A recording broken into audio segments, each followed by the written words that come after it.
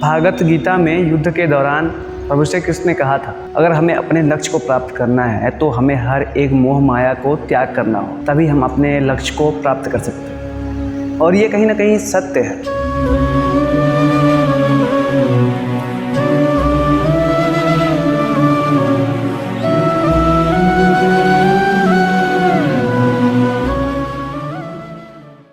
तो मैं आपको इस वीडियो में कुछ ऐसे कड़वे सच के बारे में बताऊंगा जो आप शायद बस देखते थे लोगों को और उस चीज़ को एहसास और महसूस नहीं कर पाते थे। वैसे महाभारत के बारे में आधे से ज़्यादा कड़वा सच हमें अपने घर के अंदर देखने को मिलता है।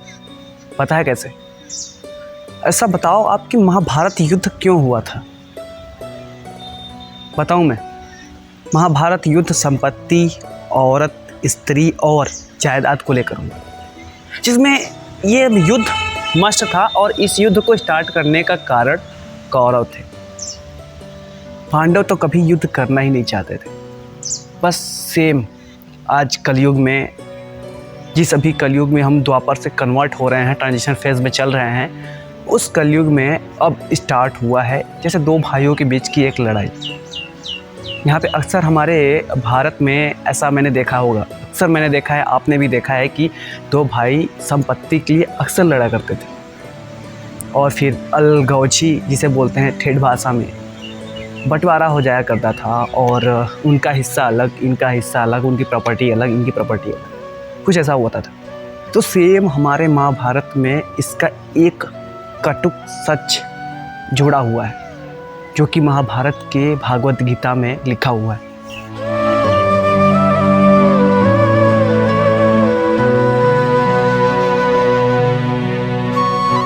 वैसे जब मैं महाभारत पढ़ रहा था तो मुझे इस बारे में बिल्कुल भी ज्ञात नहीं था। महाभारत के भागवत गीता में ये चीज़ें लिखी होंगी और ये हमारे सच के असलियत और रियल लाइफ में भी ये चीज़ें होती हैं। ये एक बहुत ही समझने वाली बात है। इस बात पे हमें विचार विमर्श करना चाहिए। आखिर अगर हम इतने समझदार हैं, अगर इस बातों का हमारे भागवत गीता में पहले से लिखा हुआ है, तो फिर हम अपने लाइफ में ऐसा क्यों करते हैं? क्योंकि हमें पता है कि अगर दो भाई संपत्ति के लिए लड़ रहे हैं तो उसका भी अर्थ व्यक्त किया गया भागवत गीता में। तो समझने वाली बात यही है कि हमें आखिर ऐसा क्यों करना चाहिए। हमने अक्सर देखा होगा अपने गांव घर में और शहरों में, लोगों के घर में, पड़ोसियों के घर में अक्सर लोग ताका-झाकी करते हैं, राइट? तो उसमें ऐसा क्यों होता है कि वो लोग अक्सर संपत्ति के लिए लड़ते हैं और फिर बंटवारा हो जाता है उनके घर का। माता पिता के मरने के बाद वो ऐसा ही कुछ करते हैं। बहुत सारे लोग अपने रिलीजन्स को लेकर के, अपने धर्म को लेकर के काफ़ी ज़्यादा लड़ते हैं और बड़ी बड़ी बातें करते हैं। तो मैं आपको बता दूं कि धर्म आखिर स्टार्ट कैसे हुआ था, और इसके बारे में विमर्श करना बहुत इम्पोर्टेंट हो गया, राइट? तो देखो यार, बात कुछ ऐसी है कि जब तक हमारे प्रभु श्री कृष्ण महाभारत गीता को लिखते नहीं, तब तक हमें धर्म के बारे में कभी पता न चलता। लेकिन कैसे, मैं बताता हूँ। जितनी भी ये चीज़ें हमारे लाइफ में प्रॉपर हो रही है ना, आई थिंक उसको ऑलरेडी भागवत गीता में व्यक्त कर दिया जा चुका है।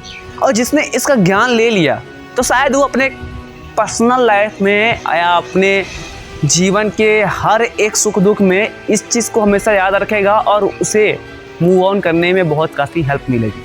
तो बात ऐसी है कि यार देखो, हमारे जब प्रभु श्री कृष्ण और अर्जुन जी युद्ध कर रहे थे तो हमारे अर्जुन जी ने कहा कि यार प्रभु श्री कृष्ण, मुझे युद्ध करने से क्या मिलेगा? हम जिस चीज़ के लिए युद्ध कर रहे हैं, संपत्ति, जायदाद, अगर हम उसी युद्ध के चक्कर में, उसी संपत्ति के चक्कर में अगर हम युद्ध में मारे गए तो हमें उस संपत्ति का क्या लाभ?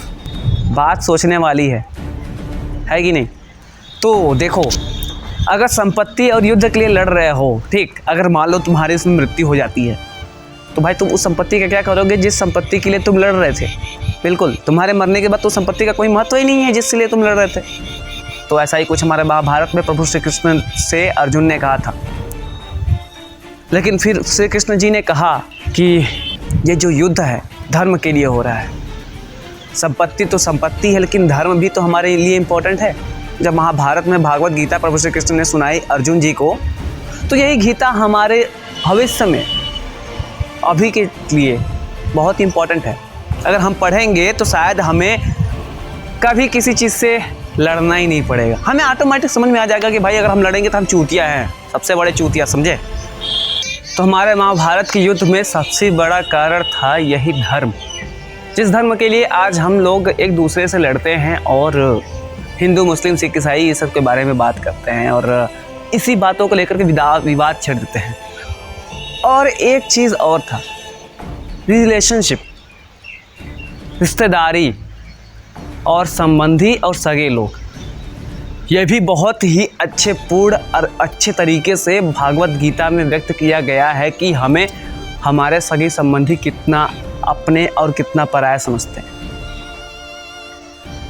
आपको इस पे विचार करना चाहिए और हम तो कहेंगे कि आपको भागवत गीता पढ़ना चाहिए यार।